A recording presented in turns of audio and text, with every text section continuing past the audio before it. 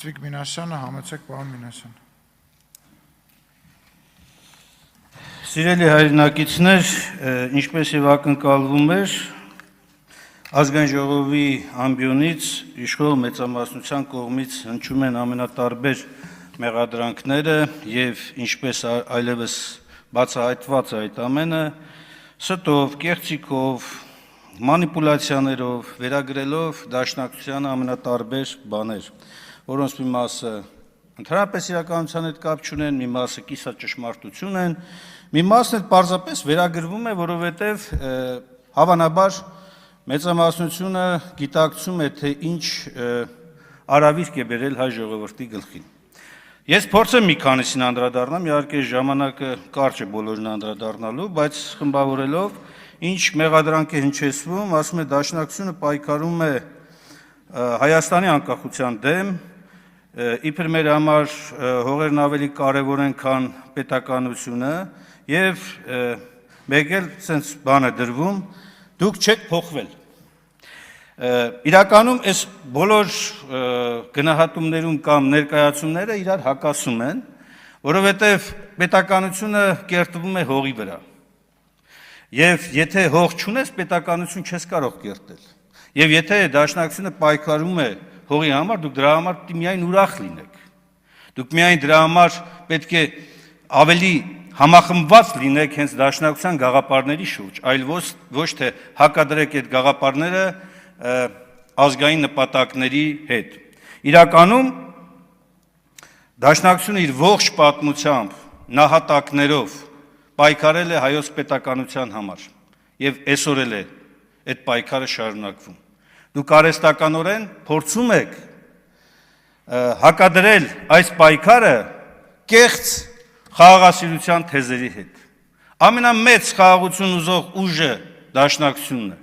Ամենամեծ խաղաղություն ուզողը հայ ժողովուրդը, հայ ժողովրդի այն հատվածն է, որը պայքարում է սեփական ազգային արժանապատվության համար։ Մինչդեռ դուք ուղիղ հակառակն եք անում եւ քողարկում եք ձեր այդ կեղծ խաղաղասիրությունը, այսպես կոչված ցորենի ներմուծման իբր ճանապարհի բացման հետ, առանց անգամ ամոթ զգալու, որ չէ որ նույն Արցախը ապահովում էր Հայաստան ներմուծվող ցորենի միջինը 25% տարեկան կտրվածքով։ Եթե ֆիզիկական ծավալով վերացենք, դա 50-ից 80 հազար տոննա էր տարեկան կազմում։ Հիմա մի քանի ֆուռ ցորենի համար բերել եք խաղաղություն եք ծախում մեր ժողովրդի վրա։ Էն էլ ոչ թե այսպես ամբողջ ճանապարհի երկայնքով շրջափակումը վերացրած, այլ ընդամենը մեկ ակցիայի մասին է խոսքը գնում։ Ալիևասիրության այդ ձեր ձգտումը, այդ ձեր ցանկությունը մի երկրի ղեկավարի, որը էթնիկ զտման թիվ 1 պատասխանատուն է Արցախում, որը Արցախում հակադրված միջազգային կանոններով հակադրվող զենքի գործադրման պատասխանատուն է, որը բռնազավթել է հայկական հողերը, հայկական տարն է վերացնում այնտեղից։ Դուք այս ինչ սիրահարվածություն եք ցուցաբերում այդ երկրի ղեկավարի հանդեպ։ Եվ նպատակը ո՞րն է։ Մեկ նպատակ, որ պահպանեք ձեր իշխանությունը։ Այլ բացատրություն ես այստեղ չեմ տեսնում։ Դա վերաբերում է նաև այն մյուս բնդումներին։ Այստեղից ասում է միջազգային իրավունքի ամենակարևորագույն սկզբունքը, տարածքային ամբողջականության սկզբունքը, ով ասեց ձեզ։ Այդ հենց եք վարել բանակցությունները, որ զիջել, զիջում ու շարունակում եք զիջել։ Բա ազգերի ինքնորոշման իրավունքը այդ նույն հավասարազոր սկզբունքը չի։ Բա ուժի գործադրման սկզբունքը, բացառման սկզբունքը այդ հավասարազոր սկզբունքը չի։ Բայց այդ ինչի միջև ձեր իշխանության գալը անգամ ՆԱՏՕ-ում, երբ որ քննարկվում էր Ղարաբաղի վերաբերյալ հարցը, 3 սկզբունքները հավասարազոր գնում էր տարածքային ամբողջականության, ազգերի ինքնորոշման եւ ուժի կամ դրա սպառնալիքի արգելման սկզբունքը։ Ինչ էր գնում։ Ինչի հենց ձեր իշխանությունը եկավ, միանգամից այն մյուս երկուսը դուրս մնացին, մնաց տարածքային ամբողջականությունը եւ չգիտես ինչ է տարածքային ամբողջականության մեջ ամբողջությամբ ադրբեջանա-թուրքական պահանջն է դառնում գերակայողը։ Եվ մի փորձեք դաշնակցությանը եւ ազգային ուժերին մեղադրել կոնֆլիկտային քաղաքականություն տանելու մեջ։ Արժանապատվության քաղաքականությունը մի ստորադասեք, մի նսեմացրեք։ Մյուս կարևոր այսպես շեշտադրումը, որ կատարում է, թե իբր ներկայումս չի փակվում լրատվամիջոց, այն նախկիններում փակվում էին եւ այլն, ընդդիմադիր որևէ լրատվամիջոց եթե գտնեիք, դա չգիտեմ, պետք է գնայիք եկեղեցի մոն վառեիք եւ այլն։ Ուզում եմ հիշեցնել, այս այսօրակարգում է շողակատի փակման ձեր ցանկությունը, ձգտումը, նախաձեռնությունը։ Եթերազրկել եք Հայ2-ին, եթերազրկել եք Երկիր մեդիային, անընդհատ եթերազրկել եք հանրապետական սպռման տարածքով TV5-ին, այսինքն անընդհատ ձեր մոտ գնում է եթերազրկման գործընթաց։ Հիմա եկել եք այստեղ խոսքի ազատության մասն եք խոսում, խոսքի ազատության համար տասնյակ մարդկանց կալանավորում եք, ասում եք խոսքի ազատություն։ Բանտերը լցրել եք մարդկանցով, ովքեր ընդամենը խոսք են ասել, առանց որևէ իրավական հետևանքների, որևէ գործողությունների, դուք ելել եք այս ամբիոնից մեղադրում եք մարդկանց առանց նույնիսկ դատական վճիռ ունենալու։ Սա է ձեր իրական պատկերը։ Աղավաղել ամեն ինչ, այլանդակել ամեն ինչ, որպեսզի չերևա ձեր իրական, ձեր հայ ժողովրդի բերած արհավիրքները։ Սա է, ուրիշ բացատրություն չկա։ Եվ երբ որ մենք նայում ենք սահմանադրության առաջին հոդվածը, որը ամրագրում է Հայաստանի Հանրապետություն ինքնիշխան, ժողովրդավարական, սոցիալական, իրավական պետություն է, ձեր իշխանության տարիներին այս բաղադրիչները ինչքան հնարավոր է նսեմացնում ու թուլացնում եք։ Կամ երկրորդին, Հայաստանի Հանրապետությունում իշխանությունը պատկանում է ժողովրդին։ Այս ինչ հրաշք իշխանություն է, պատկանում է ժողովրդին, տեղական ինքնակառավարման մարմիններում, ընտրություններում հենց ձեր ցանկությունը չի բավարարվում, սկսում եք հետապնդել, ապօրինի քրեական հետապնդումներ, ապօրինի քրեական հետապնդումներ, Ավելացեք պարոն Մինասյանի ժամանակը 10 րոպեով։ Շնորհակալ եմ։ Ապօրինի քրեական հետապնդումներ բոլոր ընդդիմադիր հայացքներ ունեցողների նկատմամբ։ Անկամ ենթադրյալ հանցագործությունը, որ վերագրում եք, այնպիսի շոու է կազմակերպում դրա շուրջ, որ մոռանում եք, որ այս համանդրության մեջ գոյություն ունի անմեղության կանխավարկածը, մոռանում եք, հենց հարցը վերաբերում է եւ այս ամբիոնից, երբ որ ասում եք, մեր իշխանության ժամանակ կալանավորվել են նաեւ մարդիկ, տարբեր բարձրաստիճան պաշտոնատար անձինք եւ այլն, հարց է առաջանում, բան չէ շոուները չեք կազմակերպում։ Եթե դա դրանով է պայմանավորված, որ պիտի դուք սենց հետևողականորեն պայքարեք, ինչ է շոուները չեք կազմակերպում։ Իշխանության ներկայացուցիչներին, երբ որ մեղադրում եք կաշառակերության մեջ, ինչի մի օր չփռեցիք ասֆալտին, չմտաք, չվերցրեցիք ամեն ինչ։ Ինչ եք անում, հանգիստ պարկում են իրանք, հանգիստ են ասֆալտին պարկում, հետաքրքիր մոտեցում է, բայց նախապես ասեք, որ կարող աստեղ էլ հանգիստ պարկեն, բայց ոչ թե շոուն բեմադրեք, կազմակերպեք, հետո եկեք այս ամբիոնից մի հատ էլ մեղադրական վերդիկտը կայացեք ու ասեք, դե գնացեք նստեք։ Ինչ էր ասում պարոն Ռուբինյանը, փտել բերտերում, տո ես ինչ հնարավոր անմարդկային բաներ կար, վերագրվում էր մարդկանց, որոնց հանցագործությունները ենթադրյալ դեռևս պետք է ապացուցվեն։ Լավ, այն վարորդներն ինչ են արել, այն հավաքարաններն ինչ են արել, այդ մարդիկ ինչ են արել, բռնե տարել եք, լսել եք բերտերը, 19 մարդու նկատմամբ Գյումրիում մենակ քրեական հետապնդման գործողություններ է գնում։ Կամ երրորդ մյուս հոդվածը մարդը նրա արժանապատվությունը, հիմնական իրավունքները եւ ազատությունները հոդվածն է։ Հայաստանի Հանրապետությունում մարդը բարձրագույն արժեք է։ Մարդու եւ քաղաքացու հիմնական իրավունքների եւ ազատությունների հարգումն ու պաշտպանությունը հանրային իշխանության պարտականություններն են։ Ձեր պարտականություններն են։ Կատարում եք այդ պարտականությունները։ Առհատ է կատարում եք։ Ամեն օր ընդդիմադիր հայացքներ ունեցող կամ դեմ խոսացող մարդկանց արժանապատվությունը տվել եք գետնով մեկ։ Ավելին, դուք արդեն ազգային արժանապատվությունն եք տվել գետնով մեկ։ Էլ ուր մնաց սահմանադրության այս նորմը։ Կամ իշխանությունների բաժանման եւ հավասարակշռման սկզբունք։ Իսկապես այս նորմը պահում եք դուք։ Քաղաքական մեծամասնությունը պարլամենտում առաջնորդվում է կառավարության ղեկավարի ցուցումներով։ Բարձրագույն դատական խորհրդի նախագահը, որ պետք է երաշխավորի դատավորների անկախությունը, ազատվում է աշխատանքից մեկ SMS-ով։ Կամ իրավապահ մարմինների բարձրագույն, այսպես, պատասխանատու օղակը, գլխավոր դատախազությունը։ Գլխավոր դատախազության գործողությունները մի հատ անկախ փորձեք նայել։ Եղել է մի դրվագ, երբ որ նույն հավասար պայմաններում ընդդիմադիր հայացքներ ունեցող կամ իշխանության հայացքները չկիսող եւ իշխանության հայացքները կիսող նույն արարքի համար նույն վերաբերմունք կլինի։ Ոչ։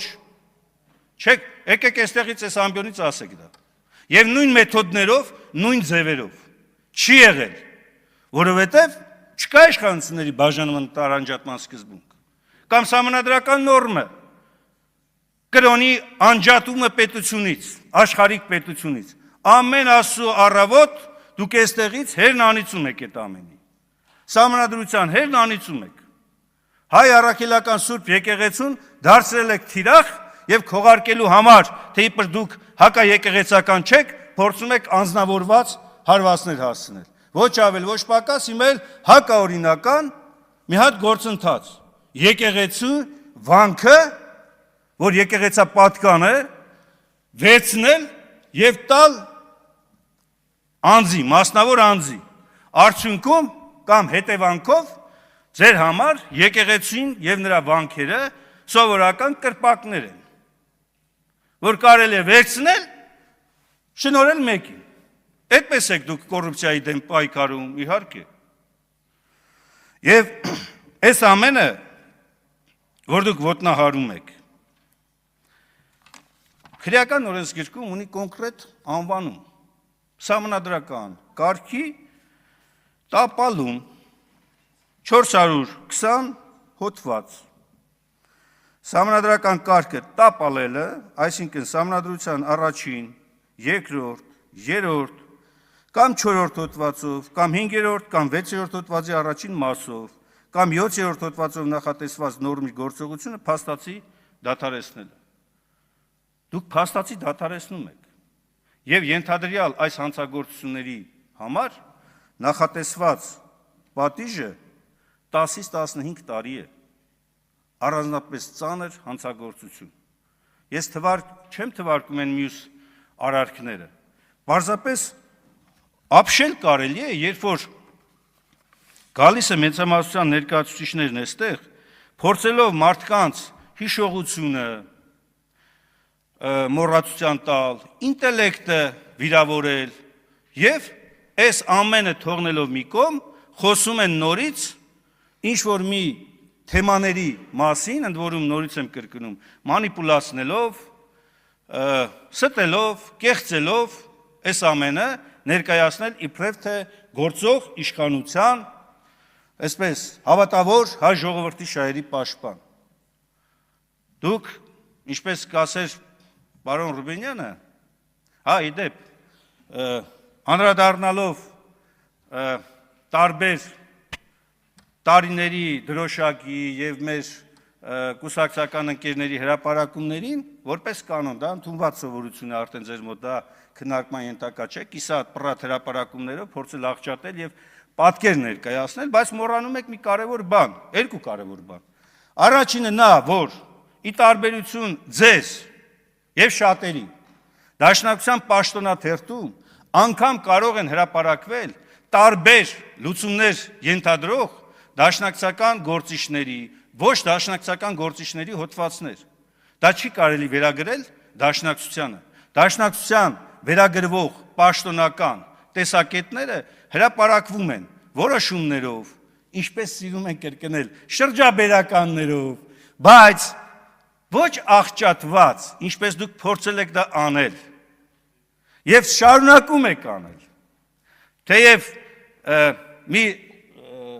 ոչ ճիշտ հրապարակում հնչեց այս ամբիոնից անցյալ քարորիային էր ոնց որ եւ ճշգրտում տվեց, բայց միևնույն է, թերթերը կամ լրատվամիջոցները շարունակում են օգտվել, հատկապես հակադաշնակցական ուղղվածությունը, շարունակում է օգտվել ձեր արջի ծառայությունից, որովհետեւ դուք փորձում եք ձեզ դրական լույսի ներքո ներկայացնելու շրջանակներում թիրախավորել ազգային ուժին, ազգային մոտեցումներին եւ շարունակում են պնդել թիվ 004, իդեպ թիվ 004 արդեն վաղուց չկա, նոր թիվ 004-եր կան, ցանկության դեպքում պարոն Ռուբինյանն է առաջարկել, հիմա ցանկության դեպքում դուք էլ կարող եք գալ մանրամասն ծանոթանալ, բայց մեկ է, դուք նույնիսկ ծանոթանալուց հետո էլ չեք փոխվելու, չնայած Ռուբինյանը մեզ էր վերագրում չփոխվելու հատկությունը, բայց ես այս ամբիոնից վստահաբար կարող եմ ասել, այո, մենք չենք փոխվել, որովհետև մենք սկզբունքային ենք, մենք գաղափարական ենք, իրավիճակային չենք,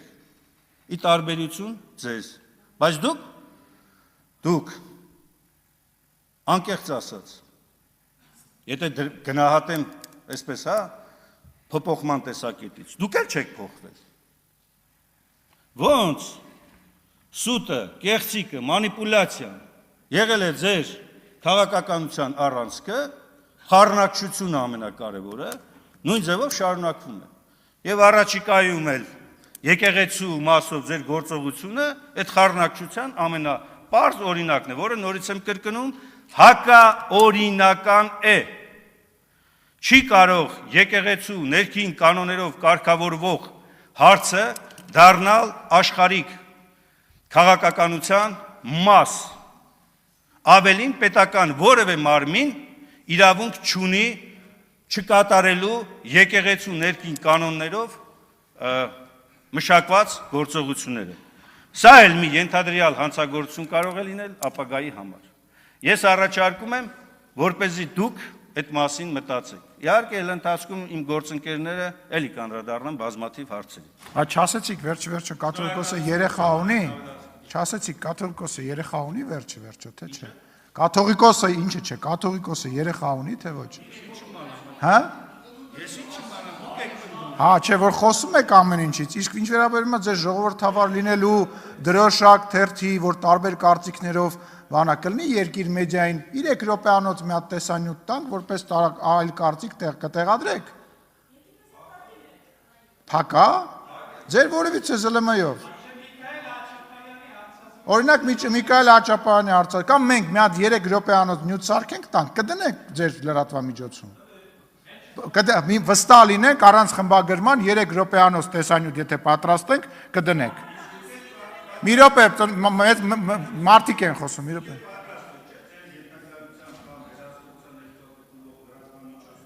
Ահա։ Բայց մի րոպե դուք մեզ ինչի մեջ ասես մեղադրեցիք, գնում եք հանրային հեռուստատեսություն, ինչ պետքա խոսում եք, դուք ձեր մոտ չունեք։ Հրապարակում եք, թե չեք հրապարակում։ Կհրապարակեք, թե ոչ։ Այո, թե ոչ։ Մի լռեք, պարոն Մինասյան։ Այո, պարոն Ալեքսանյան, դուք որպես մեր քարոզչության պատասխանատու կուսակցության խնդրում եմ, էլի, պարոն Մինասյանը հրապարակորեն ասեց, որ պատրաստ է, 3 րոպեանոց նյութ եկեք պատրաստենք, տանք թող հրապարակեն, պայմանավորվածությունը ձեռք բերված է, շնորհակալություն, կոնտր առաջարկը հետո քննարկենք, դե հիմա արդեն սա առևտուր է, դուք արդեն համաձայնել եք, համաձայնելուց հետո կոնտր առաջարկ չեն անում։ Խնդրեմ, պարոն Գոնջորյան, համեցեք, պարոն Գոնջորյան, համեցեք, խնդրեմ, նյութը խնդրում եմ մեր գործընկերներին զբաղվեն պատրաստ են։